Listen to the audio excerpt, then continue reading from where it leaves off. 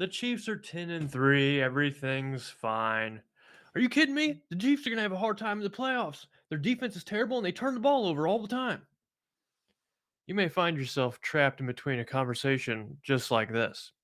Today's episode, we're going to cover the bases for both sides of the argument and kind of see where the Chiefs land on that spectrum.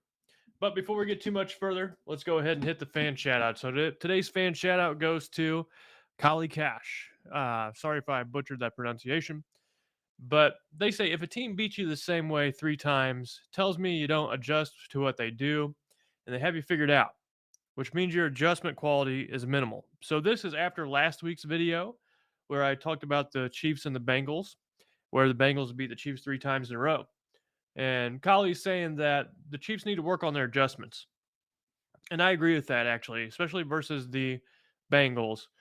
You've seen them drop 8 into coverage a lot, and the Chiefs don't have an answer for that. There are ways to beat that defensive look, and they need to be prepared. But imagine how the Chiefs fans feel losing 3 in a row to the Bengals. Imagine how the Broncos fans must feel. You know, they've lost 14 in a row to the Chiefs, and that's just absurd. So I wanted to actually take some time talking about our little argument from before.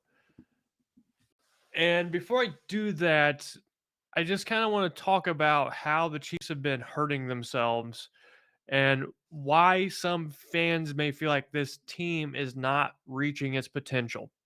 So I am very pleased with the Chiefs being 10-3, but watching the games, I think I think a lot of Chiefs fans get this feeling that this team truly could be incredible, but they're just not quite in sync yet. And one of the things that I read the other day was that the Chiefs are one of the worst teams in terms of turnover differential. In fact, I think they're third worst in the NFL with a -6 turnover differential. So they have not done a good job taking care of the ball, nor have they done a good job taking away the ball on defense. So this is something that's really peculiar for a Chiefs team that is 10-3, but they're near the bottom of the league in terms of turnover differential. And so I took all the other top teams in the NFL based on their point differential so far in 2022, and I just looked at how they've done in terms of taking care of the ball and forcing turnovers. The Eagles have a turnover differential of 15, and they lead the NFL in point differential at 138. Then you have the Bills +4, Cowboys +7, 49ers +8, Bengals +2, and the Ravens +12. So the Chiefs are the only team in this upper echelon of teams in 2022 who are shooting themselves in the foot as far as taking care of the ball, not turning it over, and forcing turnovers. So the Chiefs are in rare earth so far, or they're kind of in a rare area so far this year um, because they haven't been taking care of the ball yet. They're still very successful. And I wanted to see just how much those turnovers have been hurting the Chiefs. So this is coming from Football Outsiders, and they crunched the numbers and they said that giving a point value for to a turnover, giving up the ball is worth about 3.8 points in the middle of the field. So if you turn it over near the middle of the field, that's worth 3.8. It's worth about 4 points at the 20-yard line and 4.25 points near the goal line. So on average, a turnover costs you about 4 points. And what I did was I wanted to see, okay, well, if the Chiefs actually played to an even level, um, what would their point differential look like? So if they were just at a net zero in turnover differential, and I did this for all the other teams too. So going back to our first table here, the Eagles have +15 turnover differential. If that number was zero, they would lose 60 points for their point differential because, according to Football Outsiders, each one of those turnovers is worth 4 points. 15 times 4 is 60, 138, minus 60 is 78. So that's where these numbers are coming from. It's basically turnover agnostic point differentials. So looking at our turnover agnostic point differential table, we have the Eagles with the turnover adjusted differential of 78. The Bills 116, the Cowboys 103, the 49ers 96, the Chiefs 120, the Bengals 62, and the Ravens -9. Okay, looking at this, you can see that the Chiefs have the best point differential when it comes to turnover agnostic point differentials. Now, take this with a grain of salt because, yeah, forcing turnovers and taking care of the ball is part of the game. I mean, defenses practice tirelessly to strip the football. Offenses do the same thing to take care of the football. So that's all part of the game. But I do want to say that this is why, whenever I'm watching the Chiefs play,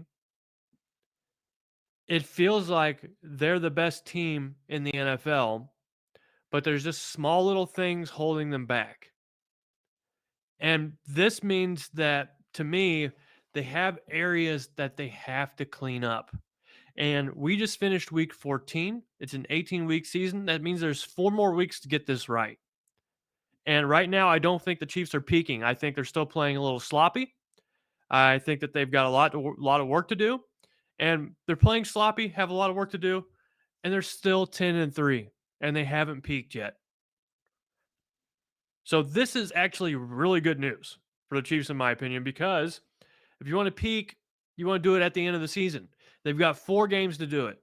So what I want to see the Chiefs do is I want to see them improve their defense. And I want to see them take care of the ball better on offense. And the reason for that is that in the last 23 seasons, so since 1999, the passing era of the NFL, only 3 out of 23 of the Super Bowl winners had a negative defensive SRS score. The Chiefs' defensive SRS score is now negative 2.4, and that is one of the worst marks in the NFL. They just saw the Broncos, who averaged 13.8 points per game, and they scored 28 points on them. I hate to tell you, but that defense is not going to win a Super Bowl unless the offense does something extraordinary. Of those 3 teams that had a negative defensive SRS score, all 3 of them were kind of around -1, -1.5. The Chiefs have their work cut out for them. This defense is not good enough at its current state to go all the way. Some things have to change. They have to improve. I don't care how they do it. They just have to do it. And then nextly, the turnover differential. So only 2 out of the 23 teams since 1999 that won a Super Bowl had a negative turnover differential. So these are 2 areas that are really the Achilles heels for the Chiefs. Their defense and then their turnover differential. Have to take care of the ball. Have to start getting better on defense. And if they fix these 2 things before the end of the year and they start to peak in these 2 areas, then this team will be unstoppable. But they have to improve, and I've been harping on this since probably week 8. Week 8. And you know what? The number one thing I hope that the Chiefs with Mahomes win a Super Bowl this year, and I hope they can prove me wrong. So I'll be very happy if the Chiefs go into the playoffs with a -2 defensive SRS rating. Mahomes just plays lights out and they win the whole thing. That would just make me happier than, anything in the world. But I am saying that right now, if they don't improve in these 2 areas, they're just fighting an uphill battle. It's going to be really hard. So they have to improve in these 2 areas. And speaking of the defense again, we've been going over the rolling averages for points per game allowed, and they took another step in the wrong direction last week when they gave up 28 points to the Broncos. Never should have done that. And now they're back on an upward trajectory since week 11. So around week 5, they started kind of to drop, and they were doing it pretty regularly in terms of the defense's points per game allowed. And now they hit week 11, and they've slowly started to come up. And they're moving in the wrong direction. And I think if you look back to the year the Chiefs won the Super Bowl in 2019, they're actually giving up less than 20 points per game by the end of the year that year. And that's kind of the magic mark that I want the Chiefs to reach. They're giving up 22.9 points now. That's going to be really tough to get under 20. I mean, they've got to play incredible these last 4 games. So you really want to see him turn around. One last thing I want to add is that the Chiefs have Mahomes, and he's the great equalizer. And if there is any team that can go all the way and win the Super Bowl with this level of defensive play and kind of sloppiness on the offensive side of the ball, it's him. So Mahomes is him, and he can go all the way regardless of how this defense is playing. But I'm just saying that they are not giving themselves the best shot, and it's going to be really difficult. And some things are going to have to go Kansas City's way if they want to put the team as it currently exists in the playoffs and make a push to the Super Bowl. So now that we've gone over the defense and taking care of the ball and all that good stuff, I want to talk about Reed's grade versus the Broncos. So this is going to be an interesting grade for myself because there are some good and bad things in this game. I thought the Chiefs' offense and defense right out of the gate played really well. They were getting after it. Mahomes was executing at a high level. And the team as a whole, penalty wise, they weren't penalized very much. There was one big defensive pass interference called, and that's a play where McDuffie needed to get his head turned around down deep in the middle of the field, and he just didn't do it. Ended up bumping into the receiver, and they threw the flag like they always do, and that ended up being a pretty huge penalty in the game. But all in all, the Chiefs only had 4 penalties through the whole game. So their focus was there as far as their technique. But later on in the game, I think both Coach Reed and Patrick Mahomes, and then also additionally Steve Spagnuolo, that trio of Chiefs leaders did not understand the assignment for this game. And so whenever I'm grading, in the computer science department for the classes I teach, there's one area where if you mess up this one area, you're going to get a bad grade. And it's going to hurt your grade. And that is, do you understand the assignment? Do you understand what's being asked of you? I'll start with Spagnuolo.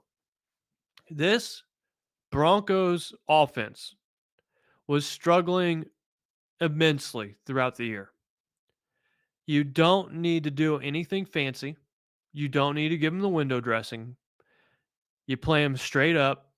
You maybe rush a fifth guy here or there and let them do what they do, which is throwing completions, give up easy sacks, run the ball for minimal gains, and just let them do what they do on offense. Instead, Spagnuolo dials up uh, blitzes that leave zones completely empty, and the Broncos nailed them twice for it. Had they just had the defense with Spagnuolo just played straight up, I still think they would have gotten a lot of sacks, but I think they would have given up a lot fewer points. And so, understanding this assignment with the Broncos, this wasn't a team that you needed to be going buck wild with and blitzing, Russell Wilson in this way. And so, I hope they learn the lesson because they're going to have the Broncos again in a couple weeks in Arrowhead, and maybe they'll play them a little more straight away, you know, then. So, I'm actually going to ding the grade a little bit because of that, although ultimately that's Spagnuolo's call. But Reed is the head coach. So, he works with Spagnuolo, and that's part of it. Another thing about not understanding the assignment was that Coach Reed and Mahomes, especially Mahomes, was a little too lackadaisical with taking care of the ball. Once again, this was a team where you didn't have to push yourself to be, perfect. And a few of the throws that Mahomes made should not have been made. He didn't see, the linebacker underneath. Another one was an amazing interception by Surtain. He's a heck of a player. But understanding the assignment, you can punt against this Broncos team. You don't have to force the ball in. And so I know you don't want to dial back the aggression from Mahomes, but understand who you're playing. Understand that you don't need to go gangbusters. You can play the field position game with this team. And so what happens? The Chiefs Mahomes ends up throwing 3 interceptions. They're up 27-0. And then next thing you know, a couple turnovers real quick, and then they get the ball back after second half, and then Spagnuolo's doing what he's doing on defense, vacating zones, and Next thing you know, it's 21-7 and we got a ball game on our hands. So I don't think that the Chiefs team as a whole understood the assignment versus the Broncos, and that's one of the main areas where I'm going to ding them for uh, this grade that I'm going to give Reed here in a bit. However, the offense did put up 34 points versus the number 2 ranked defense in the NFL, and they had 431 total yards, really good. 6.4 yards per play, also very good. And so on third down, they were 6 of 12, also very good. So I think the Broncos had the second or third best third down percentage defense in the NFL, and the Chiefs just continued to chug along at their 50% clip. So that's really good. And then another bright spot was that, personnel wise, it's good to see uh, Watson back there catching punts. He seems to be pretty adept at, receiving the ball back there. And he does just what the Chiefs need him to do. We don't need a guy back there who's going to hit a home run. Just catch the punt, run forward for 5 yards, and don't lose the football. That's what the Chiefs need back there from a punt returner right now. So good job by Watson for filling that role and doing, his job. Lastly, one thing that's really discouraging in this game to me is that the Denver passing attack had 4 passing touchdowns in this game. And that's once again, part of that's due to the turnovers that the Chiefs were giving them, the ball in a short field. But you can't expect to take this defense that gave up 4 passing touchdowns against the Broncos and have them shut out Joe Burrow when they need to in the playoffs, or shut down Josh Allen when they need to in the playoffs. Unless some things change defensively, this is going to be a really, like I keep saying, an uphill battle for the Chiefs in the playoffs. So all that said, not understanding the assignment, they did win the divisional game on the road versus a team that, can sometimes be pesky, but hasn't really been very pesky for many other teams. But the Chiefs did win the game. They didn't understand the assignment quite right. And because of that, I'm going to give Coach Reed a 79 out of 100 in this game. They got it big early. They should have put the hammer down. They should have understood the assignment a little better, but they did not. And that gives them a good C+. So I forgot my plus sign, but I think you all can forgive me. With that said, that's a wrap, ladies and gentlemen. So what do you think about Coach Reed's grade? Do you think I was too harsh? Do you think I was too easy? And how do you feel about this Chiefs defense? I know I've gotten a lot of flack this year where, people are saying the defense is going to be fine. This team as a whole unit is fine. I'm on the side of saying that you can be both. You can be the person that says, hey, we're 10-3. This team's really good. But you can also say, yeah, there's some things we need to work on too. So I don't think that you have to be on either side of that spectrum. You can be in the middle. And that's exactly where I am. I think the Chiefs are a really good team. I think they got a shot to go all the way, but they need to work on those 2 issues, which is one, they're just the overall defensive play, and then taking care of the ball in the offense. But do you think there are any other kind of warts on this team or critical flaws on this team that I haven't addressed so far this year? Let us know in the comments. Also, let me know what you think about Reed's grade in the comments. Any other comments? Maybe you'll be highlighted in the fan shout out next week.